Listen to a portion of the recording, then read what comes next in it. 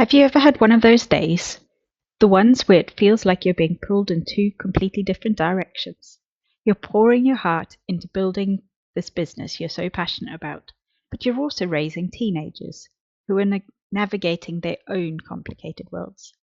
You know that feeling, right? At the end of the day, you collapse, and that voice creeps in, whispering, you're not enough for either, that you're letting your business down, your kids down, and you're just stuck in this impossible, paralyzing middle. I know that feeling. It's the feeling of your heart being held hostage by two conflicting roles. There's a persuasive myth that to be a successful entrepreneur, you have to hustle relentlessly, and to be a good mother, you have to be present constantly. And if you're not doing both perfectly, you're failing. But what if that's not the truth? What if the key isn't more hustle, but a radical, courageous self trust in yourself to navigate the chaos? What if that's where your real power is? Here are 5 ways you can learn to develop self trust. First, you have to stop seeing uncertainty as a sign you're doing something wrong. Entrepreneurship is by nature uncertain. Raising teenagers is the definition of unpredictable. That feeling of being unsure isn't a signal that you've taken a wrong turn. It's the price of admission for a life of growth. It doesn't mean you're failing. It means you're in the arena. So how do you get comfortable with it? You start small. You embrace tiny, manageable risks. These small acts are like strength training for your self-trust muscle. Instead of trying to make a giant leap of faith, you take one small step and prove to yourself you can handle it. Last summer, I decided to claim 6 a.m. till 9 a.m. as my non-negotiable work time during the school holidays. The boys were home, and my husband was still around before leaving for work, so this rule was simple. If they needed something, they had to go to Dad first. It felt uncomfortable at first for all of us.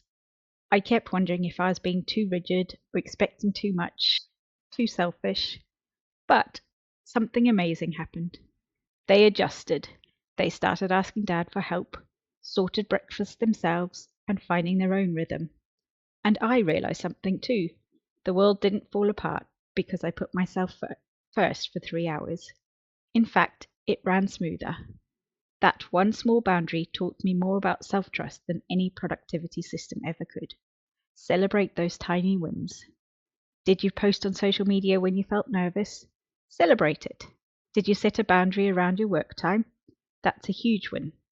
Each small each small risk you take and survive teaches your nervous system that you're capable of navigating what comes next. The second way to build self-trust is to stop setting yourself up for failure with massive, overwhelming goals. As ambitious women, we want it all. Hit 6 figures, launch the podcast, all while our kids are thriving.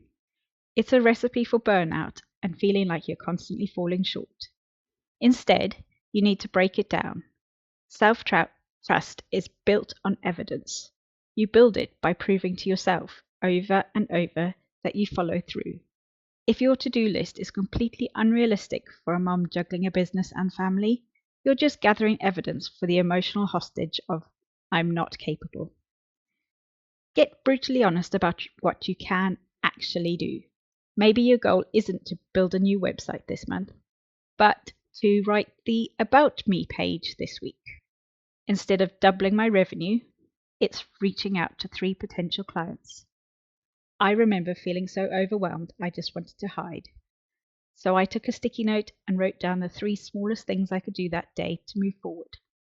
One was to draft an email. I did all 3, and at the end of the day, I had proof. I had evidence that I could do what I set out to do. Achieving small goals reinforces your confidence and creates momentum, which is the antidote to the paralysis of overwhelm.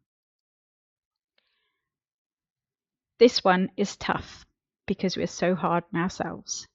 When things go wrong, our immediate instinct is to make it our fault. Building self-trust requires you to look at your mistakes with honesty, but also with profound compassion. It's about being able to say, okay, that launch didn't go as planned, without the soul-crushing follow-up. because I'm an idiot and I don't know what I'm doing. Self-compassion isn't about letting yourself off the hook. It's a strategy for treating yourself with the same kindness you'd offer a friend.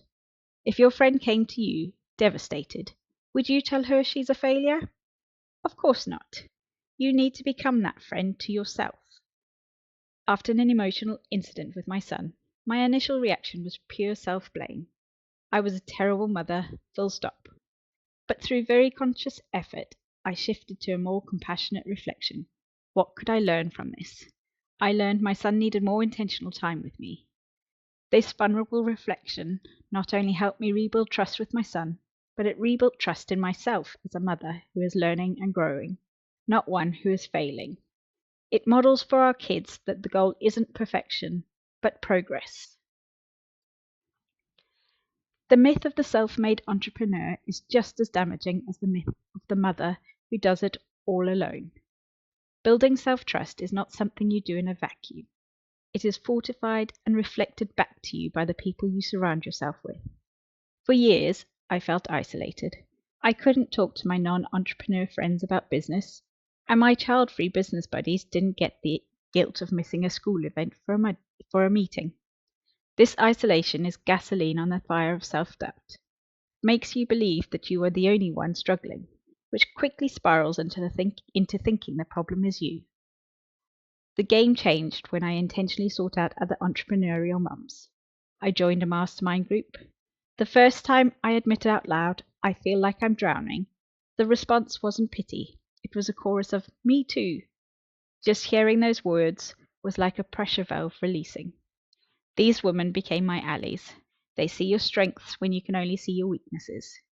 Leaning on that network isn't a sign of weakness. It's a strategic and essential part of building the resilience you need to trust yourself. When business feels uncertain and your teen is in crisis, it's easy to feel powerless. You can't control the market, a client's decision, or your teenager's emotional landscape. Fixating on these things is a direct path to anxiety and losing faith in yourself. The final key is to relentlessly pull your focus back to what you can control. You can't control whether someone buys from you, but you can control the quality of what you create. You can't control if your teen has a bad day, but you can control putting your phone down to listen to them. Action is the most powerful antidote to doubt. When paralysis creeps in, I make a can control list. I can't control the algorithm, but I can write one valuable piece of content. I can't control a competitor's launch, but I can email a past client. This isn't about pretending the scary, uncontrollable things don't exist. It's about choosing where to invest your energy. By focusing on what's in your power, you build a profound sense of agency. You prove to yourself, action by action, that even when the world is chaotic, you have the power to move forward. That is the heart of self-trust. Building a business while raising teenagers is messy and chaotic. The feeling that you're failing isn't a sign to quit. It's a sign that you're human, doing two incredibly hard and important things at once. So let's recap the 5 ways to build that radical self-trust. Reframe uncertainty and take small, bold actions. Set achievable goals to build evidence of your capability. Practice transparent self-reflection and dismantle shame. Build a supportive network of allies who get your whole life. Focus on what you can control and take consistent action. This journey isn't about finding some magical balance. It's about learning to trust yourself to navigate the beautiful, messy middle. It's time to stop letting fear win.